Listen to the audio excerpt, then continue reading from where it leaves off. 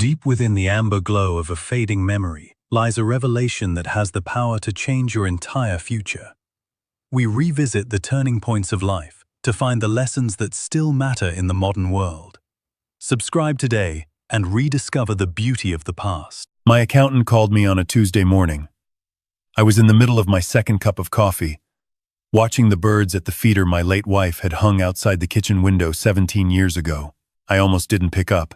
It was early, and I had learned to be careful about early calls. "Mr. Harlan," he said, and his voice had that particular flatness I had come to associate with bad news. "I need you to come in. Today, if possible. Come alone. And please don't mention this to your son." I set my coffee cup down. "What's this about, Dale?" He paused. "I'd rather show you in person. It's better that way." I told him I'd be there by 10. I had known Dale Frenner for 22 years. He had handled my taxes when I was still running 3 landscaping trucks out of my garage, and he had stayed with me through every expansion, the equipment yard, the commercial contracts, the property I bought in 2009 when everyone else was selling. He was not a dramatic man.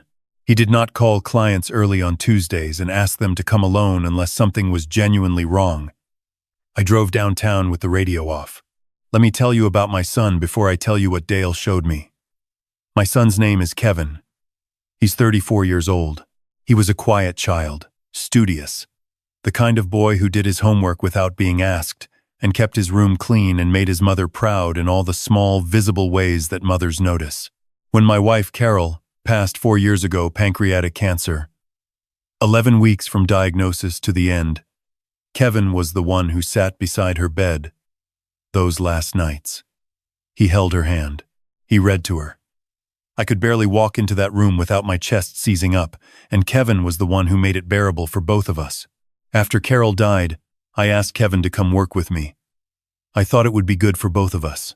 I had built Harlan Grounds Management into something real. 41 employees, contracts with 3 hospital systems, a city parks maintenance agreement that renewed every 2 years without fail. I needed someone I trusted. Kevin had a business degree he wasn't using, and he had his mother's steadiness. It felt right. That was 3 years ago. I made him operations manager. I gave him access to the scheduling systems, the vendor accounts, the client communications. I introduced him to everyone as my right hand. I told our biggest clients he was being groomed to take over someday. I meant every word of it. His girlfriend, Priya, moved in with him about 18 months ago. She was pleasant enough at dinners, asked polite questions, laughed at the right moments. My granddaughter from my older daughter adored her. I had no reason to think anything was wrong. Dale's office was on the 4th floor of a building that smelled like old carpet and decent coffee. His assistant waved me through without asking me to wait, which was unusual.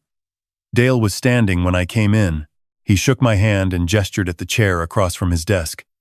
And then he sat down and folded his hands and looked at me the way a doctor looks at you before he explains the scan results. "I want to show you something," he said, "and I want you to understand that I found this by accident. While I was reconciling the Q3 vendor payments, I wasn't looking for anything." He turned his monitor toward me. On the screen was a spreadsheet. I recognized our vendor payment log, the one Kevin managed. But the column on the right, the one that should have shown approved vendor names, had entries I didn't recognize. 11 of them, going back 14 months. "These vendors," Dale said, pointing carefully, "do not appear in any of your contracts. I searched your client database, your equipment suppliers, your subcontractor list. Nothing. So I pulled the actual payment records from the bank." He slid a paper across the desk. It was a bank statement, and he had highlighted 6 transactions in yellow. Each one was between $4,000 and $9,000. Each one was paid to something called Clearview Operations LLC. I had my assistant do a business registry search, Dale said. Clearview Operations LLC was registered in Delaware 14 months ago. He slid another paper across. The registered agent was a name I didn't know, but the listed business address was the same as my son's apartment. I sat with that for a moment. The air in the room felt different, like the pressure had changed. "How much total?" I asked. $63,400, Dale said. Over 14 months. I looked at the papers on the desk. I looked at the window behind Dale's head, where the parking garage across the street was half in shadow. Does anyone else know about this? I asked. No. I called you first. I nodded slowly. I picked up the bank statement and looked at the highlighted lines again. 14 months. While Kevin was sitting across from me at Sunday dinners, asking about the Riverside Hospital contract, reminding me to take my blood pressure medication. I need copies of everything, I said.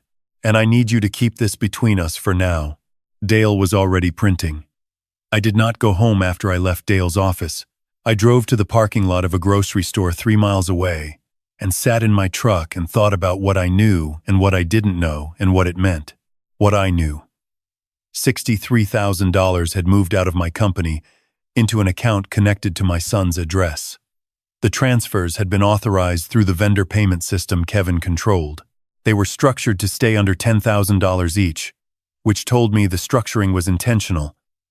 What I didn't know, whether Priya was involved, whether Kevin had been planning this from the moment I asked him to come work with me, or whether it had started as something smaller and grown, whether there was more I hadn't found yet. I sat in that parking lot for 40 minutes. I watched a woman load groceries into her car. I watched a man in a delivery uniform eat a sandwich on the curb. I thought about Kevin reading to Carol in that hospital bed. I thought about the way he'd hugged me at the funeral and said, "We'll get through this, Dad. I promise." Then I called my attorney. Her name is Margaret, and she has been handling my business affairs since I incorporated in 2004. She listened without interrupting while I explained what Dale had found. When I finished, she was quiet for 3 seconds. "Don't confront him yet," she said. "And don't change anything in the systems. Don't lock him out. Don't alter access. We need to document what exists right now before anyone has a chance to claim they don't know what you're talking about." "What do I do in the meantime?" "You go home," she said. "You act completely normal. I'll call Dale this afternoon and start building the paper trail. Give me a week." I told her I'd do my best. That week was the hardest thing I have done since I sat in a hospital parking garage and called our children to tell them their mother was gone. I went into the office 3 times. I had lunch with Kevin on Thursday at the sandwich place near our equipment yard.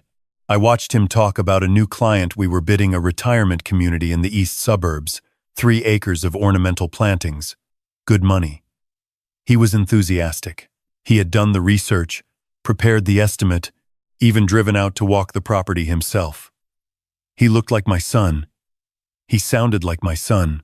He had stolen $63,000 from me over 14 months. Margaret called me on a Friday afternoon, 9 days after I had sat in Dale's office. "I have everything," she said. "Dale found 2 more transactions that were missed in the first pass. Total is now $71,200. And there's something else." She paused. "We pulled Kevin's email access logs from your company server. I had your IT contractor do it. 6 weeks ago, Kevin forwarded 3 documents to a personal email address. The documents were your full client list, your 2 largest contracts, and your equipment asset inventory."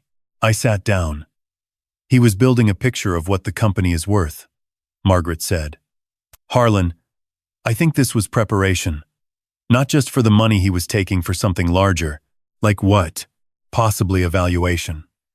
If someone were trying to understand what percentage of a business they might inherit, or trying to assess what a buyout might look like, these are exactly the documents you'd want." I thought about the Sunday dinners, the way Priya asked careful questions about the company, which clients had been with us the longest, whether the city contract was locked in or year to year. I had thought she was just being interested, engaged, trying to understand my world. "What are my options?" I asked. "Termination for cause, with full documentation. Civil recovery of the funds. Possible criminal referral, that's your choice, and you don't have to decide today. But first, you need to meet with me and Dale together, so we have everything organized before you do anything else." We met the following Monday. I sat in Margaret's conference room and went through every document, every transfer, every access log. Seeing it all laid out together was different from seeing the pieces separately. It wasn't an accident or a lapse. It was a system. 14 months of small, careful moves, each one staying just below the threshold that might trigger an automatic alert. My son had built a system to steal from me. I asked Margaret the question I had been carrying for 2 weeks. Do I call the police? She looked at me evenly. You can. The documentation supports it. But that decision is yours, and it's permanent.